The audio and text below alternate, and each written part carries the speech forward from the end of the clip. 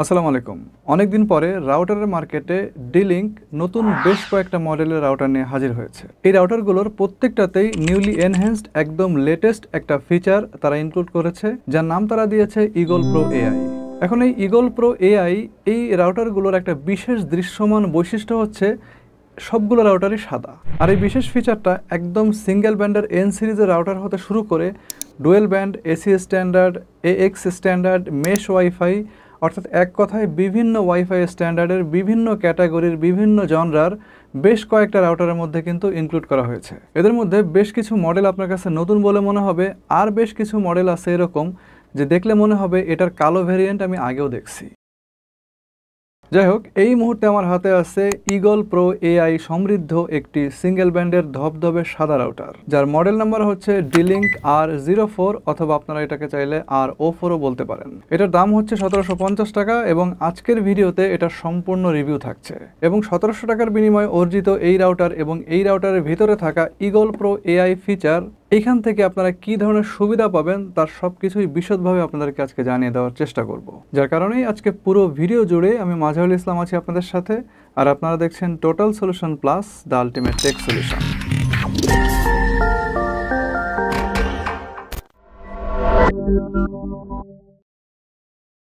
আনবক্সিংটা একেবারেই as usual. প্রথমেই রাউটারটা পেয়ে যাবেন, দেন 12 ভোল্ট 1 এম্পিয়ারের একটি পাওয়ার অ্যাডাপ্টার, RJ45 এর একটি প্যাচ কার্ড আর একটা ম্যানুয়াল। রাউটারের কালারটা তো আমি আগেই বলে দিছি, একদম ধবধবে সাদা। আর বডির উপরের দিকে এন্টিনার এই জায়গাটা ছাড়া বাদবাকি যে খুব ইউনিক এমনটা বলা যাচ্ছে না। ওভারঅল একই রকম শেপের আরও দুইটা রাউটার আছে, একটা হচ্ছে ডিলিঙ্কের 615X1 আর একটা হচ্ছে ইগল প্রো এআই সিরিজেরই R03। এছাড়াও নর্মালি একটা সিঙ্গেল ব্যান্ডের ওয়াইফাই রাউটারের মধ্যে যতগুলো সুযোগ সুবিধা থাকে তার সবগুলোই কিন্তু এর মধ্যে থাকছে। অর্থাৎ ধরেন 2.4 GHz 300 Mbps এর ব্যান্ডউইথ, 5টা 10x100 ইথারনেট পোর্ট, যার মধ্যে একটা হচ্ছে ওয়ান, বাকি 4টা ল্যান। একটাই বাটন পাচ্ছেন, সেটা হচ্ছে WPS এবং রিসেট, 2টা কাজ একত্রে করার জন্য। আর লাইট ইন্ডিকেটর দেওয়া আছে টোটাল 3টা। রাউটারের এন্টিনার এই জায়গাতে একটা বিশেষ বৈশিষ্ট্য আছে, এন্টিনার সংখ্যা তো দেখতেই পারতেছেন 3টা, বাট এন্টিনাগুলো কিন্তু 5 dBi করে, কিন্তু ওমনি ডিরেকশনাল না, এগুলো হচ্ছে ডাইপোলার।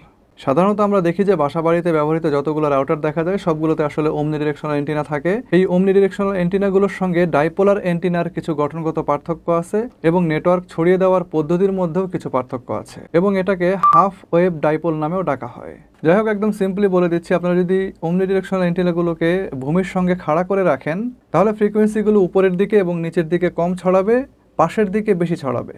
আর ডাইপোল এন্টিনাগুলো ওমনি ডিরেকশনাল এন্টিনার মতোই পাশের দিকে বেশি ছড়াবে, কিন্তু উপরে নিচের দিকে আরও বেশি করে কম ছড়াবে। বাট এই এন্টিনাগুলো থিওরিটিক্যালি আপনার ওমনি ডিরেকশনাল এন্টিনার তুলনায় প্রায় 1.5 গুণ বেশি ক্ষমতা সম্পন্ন হয়। আর ডাইপোল এন্টিনাগুলোর আরেকটা যে বিশেষ বৈশিষ্ট্য আছে সেটা হচ্ছে ওমনি ডিরেকশনাল এন্টিনাগুলো দেখা যাচ্ছে রেঞ্জের শেষ মাথাতে গিয়ে বেশ স্ট্রাগল করে। ডাইপোল এন্টিনার বেলায় এই জিনিসটা খুবই কম দেখা যায়। এছাড়াও মার্কেটে বেশ কিছু রেগুলার এবং বেশ কিছু গেমিং রাউটারের মধ্যেও আপনারা কিন্তু এই ডাইপোল এন্টিনাগুলো দেখতে পাবেন। এবার ইগল প্রো এআই এই ব্যাপারটাকে একটু ক্লিয়ার করে দেই, সেই সঙ্গে এই ফিচারের আন্ডারে আপনারা আরও কী কী সুযোগ সুবিধা পাচ্ছেন সেগুলো চলেন বলে দেই। ইগল প্রো এআই এটা হচ্ছে ডিলিঙ্কের রাউটারগুলোতে ব্যবহৃত একটা বিশেষ ধরনের সফটওয়্যার ফিচার, যেটা আর্টিফিশিয়ালি আপনার রাউটারের যে সফটওয়্যার এবং যে হার্ডওয়্যার এর যে অপটিমাইজেশন সেটাকে এনহ্যান্স করবে, ফলে পারফরমেন্স কিন্তু বৃদ্ধি পাবে। সেই সাথে এটা আশেপাশে থাকা অন্য রাউটারের যে সিগন্যালের অবস্থা সেগুলোকে বিবেচনা করে আপনার রাউটারের ওয়াইফাই সিগন্যালকে অপটিমাইজ করবে এবং অটোমেটিক্যালি আপনার জন্য পারফেক্ট হবে এরকম একটা ক্লিনেস্ট ওয়াইফাই চ্যানেলকে এই রাউটার নিজে থেকে নিজের জন্য সিলেক্ট করে রাখবে। তো ইগল প্রো এআই এর যে আপনার চ্যানেল অপটিমাইজেশন, এটা আপনাকে অনেকটা নন ওভারল্যাপিং এবং আনইন্টারাপ্টেড চ্যানেলের সুযোগ সুবিধা প্রদান করবে, এবং এই পুরো জিনিসটাই হবে অটোমেটিক্যালি। কারণ আগে দেখা যাচ্ছে যে আমরা রাউটারের ফার্মারের মধ্যে ঢুকে বা অ্যাপ দিয়ে মোড়ায় টোড়ায় চ্যানেল ঠিকঠাক করতাম, তো এই রাউটারগুলো আপনাকে সেই প্যারার হাত থেকে বাঁচায় দেবে এবং এই কাজটা সে নিজে থেকে অটোমেটিক্যালি করবে। তার জন্য অবশ্য ইগল প্রো এআই এই অপশনটা রাউটারের ফার্মার থেকে অন করে রাখতে হবে। আবার আপনারা চাইলে এটাকে অফও করে রাখতে পারবেন। যদি অফ করে রাখেন তাহলে চ্যানেল নাম্বারটা আপনি নিজে থেকে হিসাব মতো সেট করে নিতে পারবেন, এবং সেক্ষেত্রে কোন চ্যানেলটা ফ্রি আছে এবং কোন চ্যানেলটা সিলেক্ট করলে আপনি সবচেয়ে ভালো অপটিমাইজড পারফরমেন্স পাবেন সেটা বোঝার জন্য আপনি চাইলে একটা ওয়াইফাই অ্যানালাইজার অ্যাপের সহায়তা নিতে পারেন। আপনারা যদি চান আমার এই ভিডিওটা দেখে আসতে পারেন। এইখানে খুব সুন্দরভাবে এই ওয়াইফাই অ্যানালাইজার অ্যাপ দিয়ে কিভাবে আপনি চ্যানেলগুলোকে সিলেক্ট করতে পারেন এবং চ্যানেলগুলোকে একটা আরেকটার থেকে ডিস্টিংগুইশ করতে পারেন খুব ভালোভাবে বোঝাই দেওয়া আছে। যাই হোক, এখানে এআই ট্রাফিক অপটিমাইজার নামে আরও একটা বিশেষ ফিচার ইনক্লুডেড আছে। এটাকে আপনি এক ধরনের AI based quality of service বলতে পারেন, যেটা কিনা নিজে থেকেই অপেক্ষাকৃত বেশি ব্যান্ডউইথ খরচ হয় এরকম কাজ করতেছে। বিশেষ করে ধরেন এইচডি বা 4K স্ট্রিমিং এরকম, ওদেরকে প্রায়োরিটি দিয়ে তাদের ফ্রিকোয়েন্সি স্ট্রিমে অধিক পরিমাণ ব্যান্ডউইথ অথবা অধিক পরিমাণ স্পিড অ্যাড করবে, যেন তারা কাজগুলো ল্যাগ ফ্রিভাবে করতে পারে। আর ডিলিঙ্ক রাউটারগুলো অ্যাপ সাপোর্ট করে না, মোবাইলের অ্যাপ দিয়ে এগুলোকে কাস্টমাইজ করা যায় না, এরকম একটা বদনামের ভিতরে কিন্তু ডিলিঙ্ক এতদিন ছিল। এটা বোধহয় এবার তাদের ঘুষতে যাচ্ছে। তাদের newly introduced eagle pro AI app দ্বারা এই সিরিজের সবগুলো রাউটার এখন থেকে আপনারা ম্যানেজমেন্ট করতে পারবেন। এই অ্যাপটার ভিতরে আপনারা বেশ কয়েকটা ইউজফুল অপশন পেয়ে যাবেন, যার মধ্যে প্যারেন্টাল কন্ট্রোলটা হচ্ছে অন্যতম। প্রত্যেকটা ইউজারের জন্য প্যারেন্টাল কন্ট্রোলের মধ্যে আপনারা আলাদা আলাদা প্রোফাইল ক্রিয়েট করতে পারবেন এবং তাদেরকে টাইম শিডিউল করে দিতে পারবেন। কে কোন ওয়েবসাইট চালাতে পারবে কি পারবে না সেগুলো ফিল্টার করে রাখতে পারবেন। ঠিক তার ডান পাশেই দেখেন ক্লায়েন্ট প্রায়োরিটি নামে একটা অপশন আছে। বেসিক্যালি এটাই হচ্ছে সেই কোয়ালিটি অফ সার্ভিস। এই অপশন থেকে আপনারা ম্যানুয়ালি কানেক্টেড যে কোনো ডিভাইসের প্রায়োরিটি নির্ধারণ করে দিতে পারবেন। তার ঠিক নিচে দেখেন হেলথ মোড নামে একটা অপশন আছে। এটা মূলত বেড টাইম শিডিউল টাইপেরই আর একটা ব্যাপার। তবে একটা মজার ব্যাপার আছে এখানে, আপনার শিডিউল করা টাইম ফ্রেমের মধ্যে এই রাউটার থেকে বের হওয়া যে ফ্রিকোয়েন্সি সেটা অপেক্ষাকৃত কম রেডিয়েশন ছড়ায়। একটা নির্দিষ্ট টাইমের জন্য আপনারা চাইলে টোটালি ওয়াইফাইটাকে একদম শাটডাউন করে দিতে পারবেন। এই অপশনটা অবশ্য সব রাউটারেই দেখা যায়। এরপর আপনি যদি ওয়াইফাইয়ের এই বাটনটাতে ক্লিক করেন, আপনাকে যে অপশনে সেটা নিয়ে যাবে, সেখান থেকে সেটিংসে গেলে এআই ওয়াইফাই অপটিমাইজার অপশনটা অন করে দেওয়ার সুযোগ পাবেন। এটাই মূলত আপনার রাউটারের জন্য অটোমেটিক্যালি ক্লিয়ার চ্যানেল সিলেকশনের যে কাজটা সেটা করবে। এই অপশনের ঠিক নিচের এই জায়গা থেকে আপনি এসএসআইডি সিকিউরিটি প্রোটোকলটাকে সর্বোচ্চ WPA3 পার্সোনাল মোডে এনেবল করতে পারবেন। তাই মনে করি যে এটাও খুব একটা ভালো জিনিস এই রাউটারের।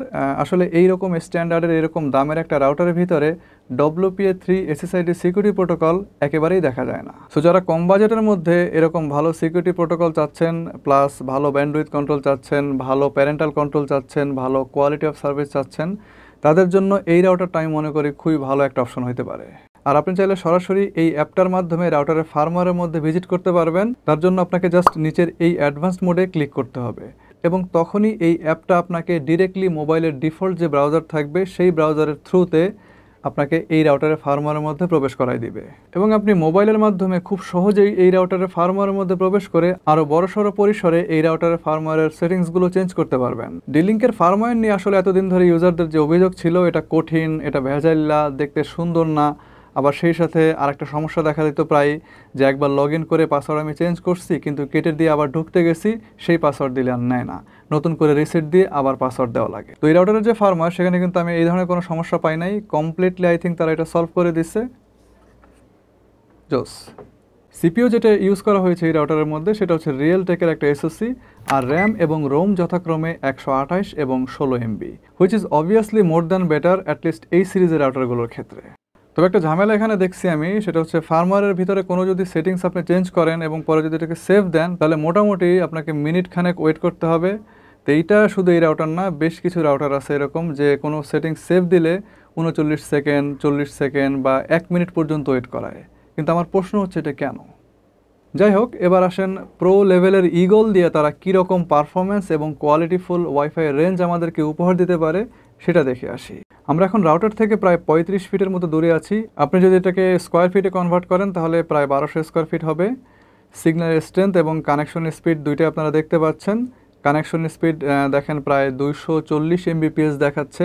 এবার চলেন প্রথমে ওয়াইফাই স্পিড টেস্ট সফটওয়্যার দিয়ে আমরা এই রাউটারের থ্রুপুটটা ক্যালকুলেট করব, অর্থাৎ 35 ফিটের মাথায় গিয়ে আসলে কতটুকু অ্যাক্টিভ ব্যান্ডউইথ আমরা পাচ্ছি সেটা দেখব এবং আমরা আরও বোঝার চেষ্টা করব যে এই জায়গায় দাঁড়িয়ে সর্বোচ্চ কোন কাজটা ভালোভাবে আমরা করতে পারবো।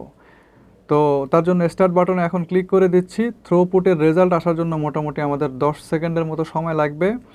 তো রেজাল্ট আমরা এখনই দেখতে পাবো। এখানে খেয়াল করেন রেজাল্ট চলে আসছে 23.4 Mbps অ্যাক্টিভ ব্যান্ডউইথ অর্থাৎ থ্রুপুট আমরা পেয়েছি। আর রাউটার টু ডিভাইসের যে কমিউনিকেশন সেখানে ল্যাটেন্সির পরিমাণ হচ্ছে 1 ms। এবার ইন্টারনেটের স্পিড ক্যালকুলেশন করার পালা। ডাউনলোড স্পিডটা কিছুক্ষণ পরেই চলে আসবে। দেখেন 10 Mbps এর লাইন আমাদের। তো এখানে আমরা ডাউনলোড স্পিড হিসাবে কিন্তু 8.9 Mbps পেয়েছি। আবার কিছুক্ষণ ওয়েট করলে আমরা আপলোড স্পিডটাও পেয়ে যাব। আপনারা যারা আমার ভিডিওগুলো রেগুলার দেখেন তারা সবাই জানেন যে আমাদের লাইনের আপলোড স্পিড কিন্তু ডাউনলোড স্পিডের তুলনায় অনেক বেশি।